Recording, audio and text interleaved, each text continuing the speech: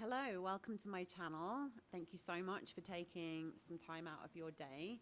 It really, really means the world to me that you're watching and that you're interested in what I have to say. This is my YouTube channel and it's dedicated to perimenopause and menopause, essentially the years of our lives in our 30s and 40s and 50s as women when things really, really change.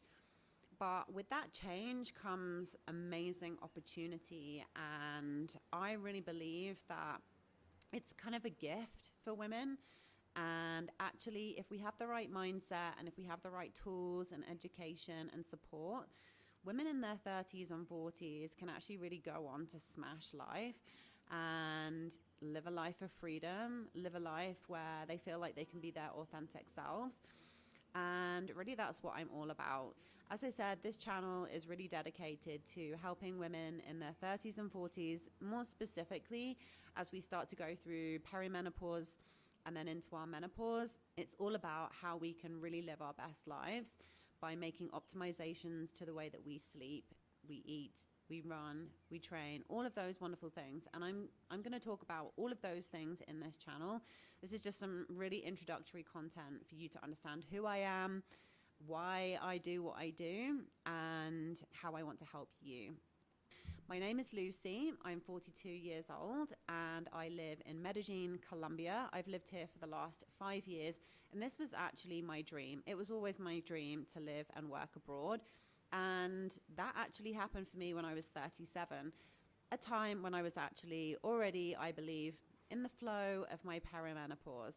8 years ago, when I was 34, I actually started experiencing really, really bad night sweats. And that was really the beginning for me of wanting to turn my life around, because I would wake up in the middle of the night, the bed was drenched, I was covered in sweat, I would feel disgusting, I would have to change the bed sheets, I would be like cold, I would be hot, I would be covering myself with a towel. It was really, really bad. And I actually found some of my old diaries recently and I was writing about it. It was really bad. That was one indication that my hormones were changing. And at that point in time in my life, I really said to myself that this is not going to be me. To give it some context, my mum, bless her, I love my mum. Hello, mum. I'm sure she'll be watching this. She grew up always having hormone issues, whether that was PMT, whether it was postnatal depression. And then when she got into perimenopause, I remember her hot flushes, her mood swings, anxiety, depression, you name it. My mum, she had it all. And she did go on HRT, again, a topic that we can go into another time. And that really, really, really helped her. Unfortunately, she was diagnosed with terminal cancer a few years ago, so she had to come off HRT, and she is doing amazing. I love you, Mum. But anyway, back to the hormones part. I had seen all of this growing up as a child, and I had always vowed to myself, that will not be me having these awful, awful hormone issues. You can probably imagine that when I hit 35 and I started having night sweats, I freaked the fuck out. I spent a lot of time researching and Googling, and it kind of coincided with a period of my life where I think I was just ready for change. I'd been living and working in London for many years, and actually I was not very healthy. And although I was slim, I didn't really eat the greatest of diets. I drank a lot of alcohol. I didn't sleep well at night, and especially with the night sweats, it was all a bit of a disaster, quite honestly. And it was through these chain of events that actually I really started making these dramatic shifts to my life. And I would say that over the last 8 years, I have grown in strength. My fitness is much, much better. I sleep really well. And I also really pay attention to all of the tools and the information and the knowledge that this wonderful technological world provides us with. I have my Garmin, I have my smart scales. I also have very simple things like keeping notes and journals and diaries, which are also super, super helpful. Really, like the last 8 years I've dedicated to myself. And yeah, when I was 37, I had quit my job when I was 35 as well. I was in a really, really good situation, and I traveled for a couple of years, and During those travels, I really started to get to know myself, and I put a lot of attention and focus onto the food that I was eating, and also starting to train much more regularly. I think up until like I was about in my 30s, definitely in my 20s into my early 30s, I was a bit of a car crash. I am not afraid to show you some of those photos if you would like to see them. All I can say is that I'm just glad that social media was not a thing, really, when I was growing up in my 20s. Luckily, the evidence is hidden in the old school hard copy photos. I was a bit of a mess, to be quite honest. And, you know, the London lifestyle, I had actually had no sense of smell from probably my late 20s into my early 30s. Again, that's a topic that I can definitely talk about another time. But as part of trying to sort out my sense of smell, I had started to make some major shifts to my diet already at that point. I actually quit sugar in 2016 when I was 34. And then the following year after quitting sugar, I actually went to Thailand in 2017. And I had a very life-changing experience there, which really just made me realize that life is very short and it's also very precious. And if we have goals and dreams, we really need to get on with them. That was a real pivotal year for me, 2017. And then in 2018, I quit my job and I traveled for the best part of 2 years, which was amazing. And that's actually when I fell in love with Colombia, fun fact. And during those couple of years through 2018 to 2019, like I said, I was just putting a lot more emphasis on working out. I think I was probably working out maybe twice a week, maybe going for one run a week. I was also doing a lot of yoga. I was cooking a lot. And actually, I think in 2018, 19, I was kind of vegetarian for a while as well.